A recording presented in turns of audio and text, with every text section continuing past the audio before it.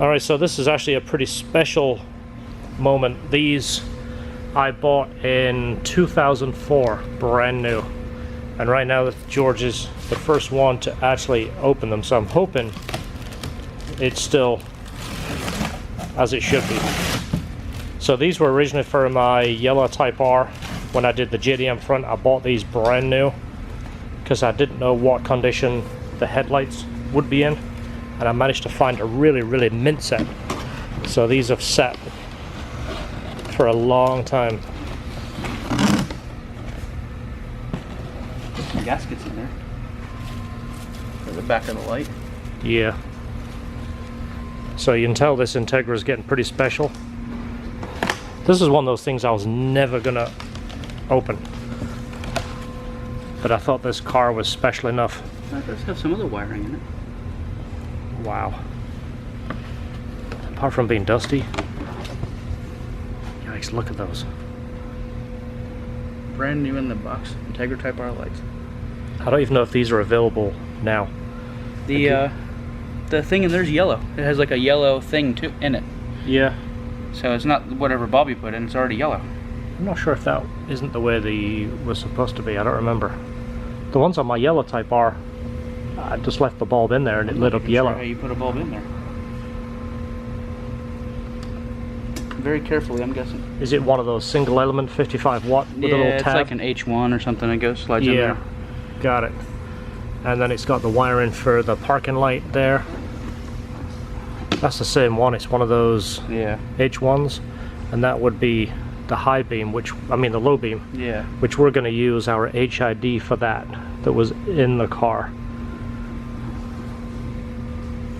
That's crazy. That's pretty amazing. It's almost like sad to see these go, but you know, this car is special enough. I think it really deserves these. I mean, as nice as everything is, I mean, we're doing some pretty high-end stuff on this car. It's easy to get carried away.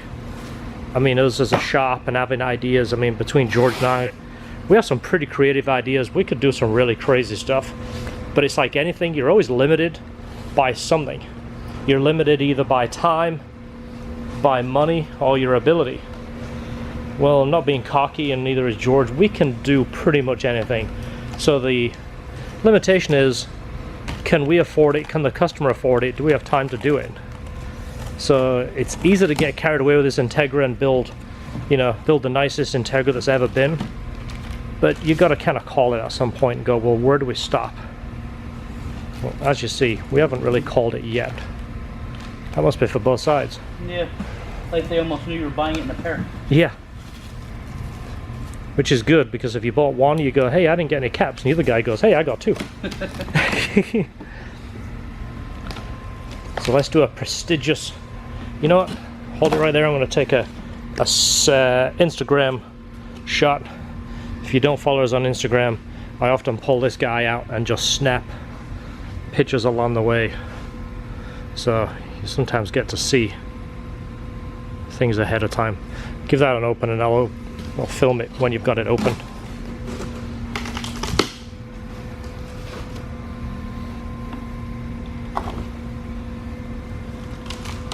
You know, this will make a good screenshot. You want to look this way? That is pretty amazing, isn't it? I feel like there should be some music in the background, some like choir music.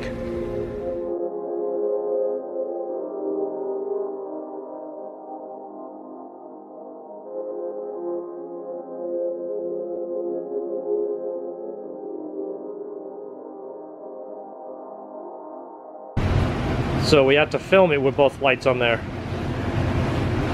because it's going to start looking different once the piping goes on and the scoop and the bumper. In fact, the scoop, I got to go check because they forgot to paint it. I got to go check to see if they finished it now. But once the bumper goes on, that little scoop goes in, the lip goes on, this thing is going to really start coming together, but just can't get over those things. That is unbelievable. Go ahead and comment below, because some of you are going to love this thing, and others are going to look at this and go, why are you so excited about a pair of shiny headlights? So go ahead and comment the ones that get it right. Alright, so I brought the seats outside in the light so you can see the color that I'm talking about. See, it's mainly the middle section gets that really bluey purple look to it. The Alcantara doesn't really have a problem, but it's that middle that gets that blue look. Now you see them in the light, you can see how blue they are. That almost looks navy. It actually looks worse on the camera than it does in real life. I'll just let you know, it doesn't look that bad. But this is something that's pretty common with Type R seats. And it seems like it's this material that changes color, that gets the blue look. This seems to hold up. The Alcantara, remember I tried to match this fabric for the door panels. They call it jersey mesh. Well, Honda has a whole different material than the stuff that you can buy. But you can see, it just looks kind of like a navy. So we're gonna shampoo these, get this like shiny look off this fabric. It's actually worse on this side. Almost looks like shiny leather. This will clean off with shampoo, and then once everything's fully dry, we're gonna dye just this part of the material. It has to be shampooed first to get it clean. But just for the time being, so we can actually drive the Integra and put it on the dyno, we're gonna put the passenger side, the driver's side seat in just the way it is, so it's gonna look, you know, kind of yucky, but that's like one of the last things we'll clean, because we're gonna get in and out and get it dirty. But once all that is cleaned up, that like shiny look, the red stitching will really start to show, and then it'll look like that like nice satin black look. It'll really come to life. So the Alcantara now just got done cleaning and shampooing it, so now it's got a much cleaner look. It's more of a satin black now, and you see the stitching has started to look a little brighter too. I want to let this dry and maybe do another couple of goes at it. See the headrest and get out the shadow. This is under our really bright lights too, so it kind of accentuates everything, but that has a much nicer look, much better. Once it's done a couple of more times, we'll dye that middle. As you see, the blue now looks even more blue than it did. Now the sides are cleaner. These will come up, these will look perfect when we're done with them. So we still have a few temporary things here. As you see, our custom oil breathers are just kind of sitting out, hanging out. The intercooler piping is on and tight. We have a filter that we ordered that has a really small taper here, and it comes back to about a 5-inch diameter here. That isn't here yet, but when it's here, we can make our intake tube to the turbo. But for right now, we need to build something temporary. Even if it just looks kind of hokey, we'll come out of here, maybe with a 45, and stick our filter right around here. And again, it's just temporary, just so that we can dyno. It's not a finished part. The wheels are going back on. We just bled the brakes. We have to still completely refinish the brakes, take them apart, and do a lot of refinishing under there. But just for right now, we want the car to roll so we can actually drive it on and off the dyno. So we need working brakes, we need all of that good stuff. But I'll show you the front end. This isn't finished because the lip isn't on there, and we don't have that scoop. The paint shop forgot to paint that scoop. That is the way the light catches. So the scoop isn't on, but you can get an idea on those headlights how beautiful they look. We have new HIDs coming for it. The HID kit that was on it didn't work very well. Looked like water got in there on one of them and kind of damaged it. So we've got new HID kits coming, but the rest of the lights work. We'll go ahead and turn the lights on real quick. We'll do a quick demo for you. So the first light we're going to turn on is the city light. You can see it looks bright as can be because it has the Philips LED, the 194. The camera is now adjusting, so it's kind of dimming those down, but that's got that really nice white fresh look. Obviously the low beam isn't going to work. That will be the low beam. When the main bulb is on, this is the high beam. You gonna flash the high beam real quick, George? So that's the high beam. And then the signal lights are these on the corners right here. And then the fender light should flash at the same time. See, we got that one. And then the marker light in the fender. The ones towards the middle are the fog lights. I see they've got that nice yellow look. And that's because it has that yellow lens in there. It looks kind of cool. All right, so George, you are going to be the first person to move this Integra. Do you remember how to do it? No. This is the 3-pedal system and the knob in the middle. What does this one do? That's spare. Oh, we don't have a shift knob on it, do we? No, I put that skunk tube on there. Oh, okay. I like this one. I think you've bought a leather knob that you like, but I like this one. Yeah. So I keep putting it back on every time you take it off. We'll keep switching it. We'll have a key ring. You take it off your key ring and whoever you take drives it off and leave it on the floor over here, then I put it back on. All right, let's see if it moves under its own steam. Hopefully we got those brakes right too. If not, it'll be going back to the body shop. Yeah. Clutch works. Brakes? Oh, there's no vacuum thing on the brakes. Ah, there's no brake booster. I'm like, why does the brake feel heavy? Like, Yeah, oh, yeah, that's right. We didn't put that hose on yet. Good job, someone remembered. Yeah. It looks good out in the light. Even with like the really halfway buff job, it still looks good. All dusty now too. Yeah, it's super dusty.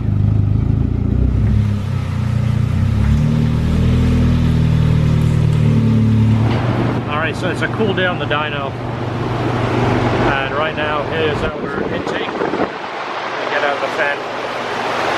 I know someone's going to be jealous and want that intake because it sticks out. Look how much it sticks up. If you slam the hood, it'd probably fix it. But right now we just want it so, of course, you know, we don't get anything in the turbo. I'm sure Boost Lab don't want turbo sitting with no filter on it in any way, so we've got to make sure we keep it happy. I'm not putting this fan on yet until we get some temperature in the motor. We'll do some preliminary drive-in. Get some, gotta hook that back up. Get a little bit of miles on the clutch, do a little bit of tuning at the same time. I'm gonna need 2 hands to do that. And then we'll start doing some full throttle runs.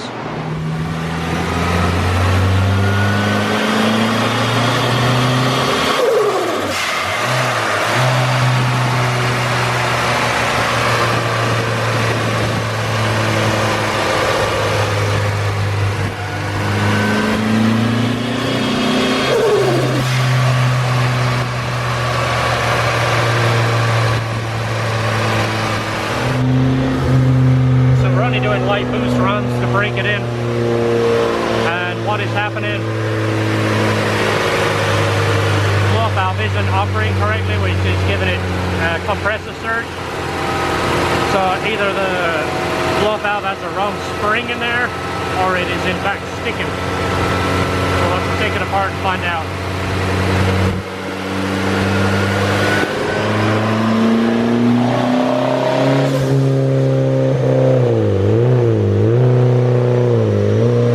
This is where you find out it's got a 35 psi spring in it, and you take the last bolt out. Do you want to push on it? You got it. You got it. So we're going to find out what spring that is. On a Honda, typically it's an 11 psi spring. And also what we're going to do is make sure it's not sticking. Can't pull it open. That's probably the problem. Yeah. It's a little sticky. Yeah, we've seen these before. This sticks in here, but also this is to control it too. It'll slide in there. We've taken these apart and found out that that won't slide over this piece in here. I don't know what it is. Test that on the other end and see if it sticks on there too. Yeah, that's smooth. Is it the rubber seal that's sticking on here, or is it the actual aluminum? I think it might just be the seal, because it was like it got stuck all the way at the bottom, but it wasn't like it was the smoothest thing in the world either. Yeah. Maybe we'll put some lube on there and see if that takes care of it. Now anyways. We all know how to pronounce this word. Yeah. That's how you pronounce it. Honda. I don't know if I want to open them. No, don't go open them. You just get them all dirty and dusty. Yeah, but I think it'd be easier though if we had that thing stuck on there. Yeah. Look at that wrench set. No human hand has touched that wrench set. There is not one fingerprint on it. Look at that. So this is our extra box we've been kind of putting together for the dyno. Look at that. Just go ahead here and just clean those off. It's what your Corvette toolset looks like. You don't use it, just keep it polished. Look at that, George. It's not even been opened. No. Who cares that it's Harbor Freight stuff? It's mint. It's kept in pristine condition. Do you have a razor? Yeah. All right, go ahead and cut the plier set out and put them into circulation. But yeah, we're just to let you know what we're doing. Almost made the mistake I made a couple of years ago. The gas that's in this car, of course, it's over, if I can get out of the shadow, it's over half a tank. And we don't know how old it is. The owner that had it before me, it was kind of like his weekend car, so that gas might have been in it for a couple of months. I've had the car for at least 8 months, 9 months now. So let's say the gas is a year old. I don't want to be dynoing on a year old gas. So there is a drain over here somewhere, right there. I want to drain the gas tank, get as much of it out as we can. I'll run down to Shell, go put some fresh 93 in there. That's a good healthy stream there, George. Yeah? Does it smell good? It's pretty good. George, this would probably be the best gas ever. Now we're draining it and getting rid of it. It doesn't smell that bad. But if I was to dyno it and run after run after run, oh yeah, we'd slam a ring with it. yeah, it would break the damn piston, break the block, break the... Alright, well I've made this fitting here. We'll see if it works. It's the standard tile banjo with the -3 welded on it. I made all the holes internally as large as possible because I feel like it might be a vacuum issue. It's not getting enough vacuum because the piece we bought inside here is actually kind of small, and this has a fairly large dish to it. So I'm hoping that the dish in there, being the larger of the two, is going to fix my issue. So we'll put this in, see if the blow-off valve works now. Brand new fresh 93 going in from our local Shell, so we feel confident about the gas now. Hopefully the drivability is still the same. Almost like the gasket didn't even move. Well, we took almost a full 5 gallons out, put 5 gallons in, so it should be about the same. All right, let's let it warm up. Let's listen to that rattle. What is our temperature on the dyno right now? 93? 93, yeah. All right, it's not too bad. It's pretty cool.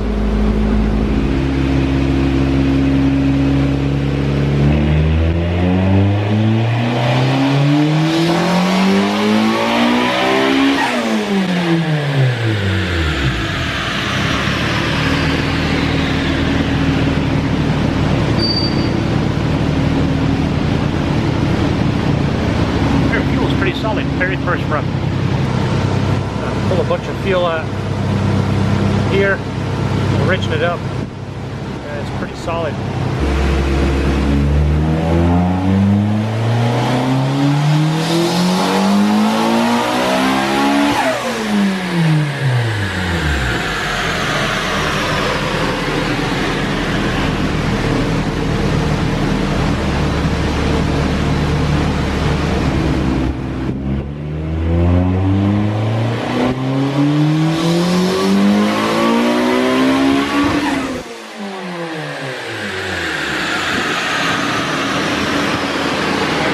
The car sounds fantastic. The exhaust is, it's, without trying to sound like we're exactly, you know, like how we planned it, it sounds exactly how we planned it. It's not too loud, it sounds good, and it sounds beefy. It doesn't sound like it makes a, you know, rattly, whiny sound, you know, that like clattery sound that they get.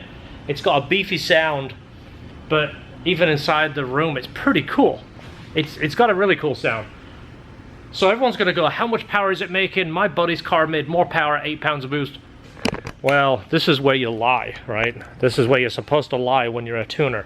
It made 353 horsepower at 5 pounds of boost. That's right, the turbo's not even actually working. So you imagine if we hooked it up, it'd make 600. See, that's the mentality I used to see in the Honda Tech forums back in the days. People came up with obnoxious numbers and claiming no boost, you know, 350 at 5 pounds of boost. No, it didn't. 353, 242. So the air fuel still needs to be cleaned up. We're pretty close. This is like 5 runs in. And again, the engine isn't 100% broken in. It's still cleaning up all the time. We did adjust the chem gears. I think we're like 2.5 degrees advanced on the intakes, kind of like one of our favorite combos, ITR cams. These have the vernier scale So as you see, it's much easier and cleaner to adjust rather than that little tiny scale where it has 10 dots in ½ inch space. So we'll tweak this a little bit more, and there might be another 5 or 8 horsepower in it, but we do want to clean it up. So let's get a quick idea of how well this thing starts up. Just as crisp as can be. Starts up, idles, it's smooth. Just blip the throttle. I'm going to get some sound clips. Let me go further away and go ahead and rev it. This rattling is going to go away, I promise. And when I show you what it is, you're going to laugh your head off. Alright, go ahead, rev it.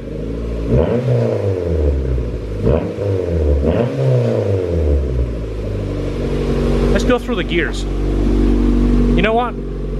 Just for sound clips wise, go through the gears, don't go crazy. Just kind of run it through the gears like, you know, medium acceleration. Let's get a sound clip.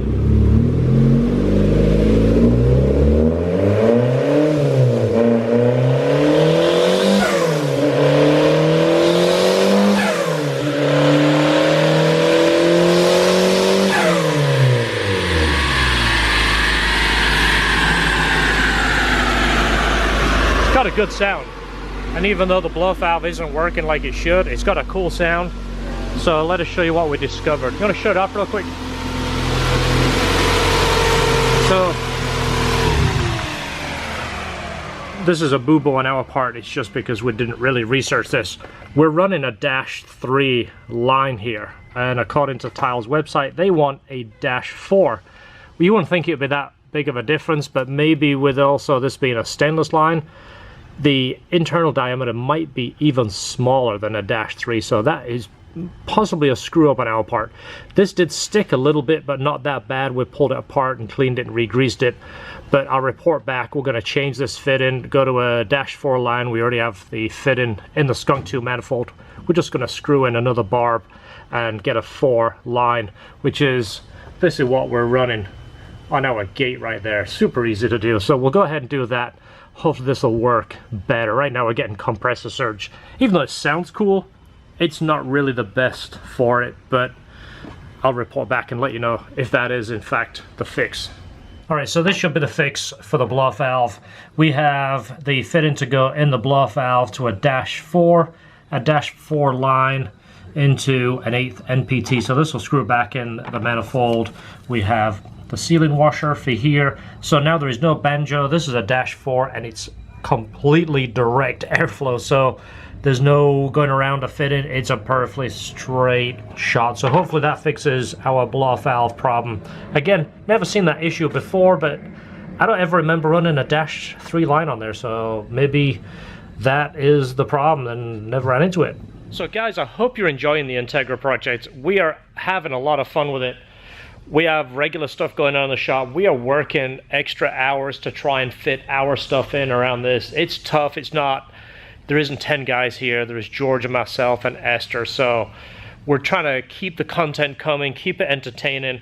And again, we're kind of sharing ideas with you, whether you take our ideas or it just kind of inspires you to do something else. Maybe you see something and you say, I like what he's doing there, but I would like to do this. Again, that's kind of what it's about. We're enjoying it. That's the end of the video. Stay tuned. Follow us on Instagram. We have a whole bunch of stuff on there too, stuff that we're doing. Things like this, things like that down there. We'll put it up there, and you sometimes get some previews of what the next video is about. So that's the end of the video.